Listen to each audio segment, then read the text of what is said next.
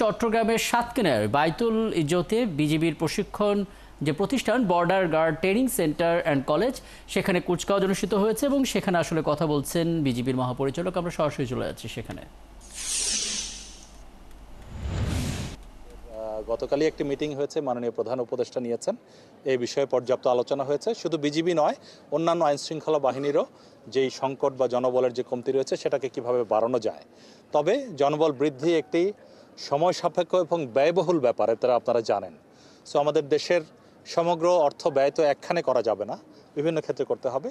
কাজে এটি একটি চলমান প্রক্রিয়া এবং ইনশাল্লাহ আমরা চেষ্টা করবো আরও বাড়াতে ভবিষ্যতে। ধন্যবাদ। পুশব্যাক বা পুশিন আপনারা যেটাই বলেন, এটা প্রতিনিয়ত হচ্ছে।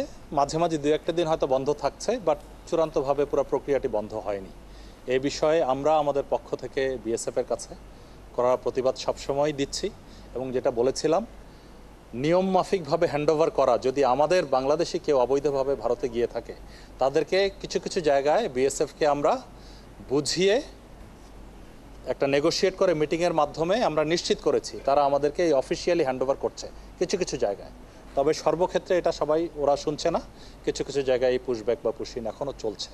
তো আমাদের এই বিএসএফকে বলার পাশাপাশি আমরা স্বরাষ্ট্র মন্ত্রণালয়ের মাধ্যমে আমাদের পররাষ্ট্র মন্ত্রণালয় বলেছি। পররাষ্ট্র মন্ত্রণালয় থেকে একাধিকবার ভারতীয় হাই কমিশনে লেখা হয়েছে, আমাদের বাংলাদেশি যে দূতাবাস রয়েছে ভারতে সেখানে লেখা হয়েছে, এবং ভারতের দূতাবাসে যে হাই কমিশনার আছেন তার সাথেও আমি যোগাযোগ রাখছি। তো আমরা এটা প্রতিহত করার চেষ্টা করছি। তবে বেশিরভাগ ক্ষেত্রে যারা আসছে তাদের মধ্যেই একটা বেশিরভাগই আমাদের বিভিন্ন ধরনের বাংলাদেশি, যারা বিভিন্ন সময় ওখানে গিয়েছিল। তবে শুধু তাই না, কিছু কিছু ভারতীয় চলে আসছে, ভারতীয়কেও পাঠিয়ে দিচ্ছে, কিছু কিছু রোহিঙ্গাকে পাঠিয়ে দিচ্ছে, যেগুলোর ব্যাপারে আমরা শুধু প্রতিবাদ নয়, এবং আপনারাই বিভিন্ন ক্ষেত্রে অনেক মিডিয়াতে এগুলো পাবলিশ করেছেন, বিভিন্ন আন্তর্জাতিক মিডিয়া পাবলিশ করেছে যে বিষয়টি একটি মানবাধিকার লঙ্ঘনের সামিল হয়ে যাচ্ছে।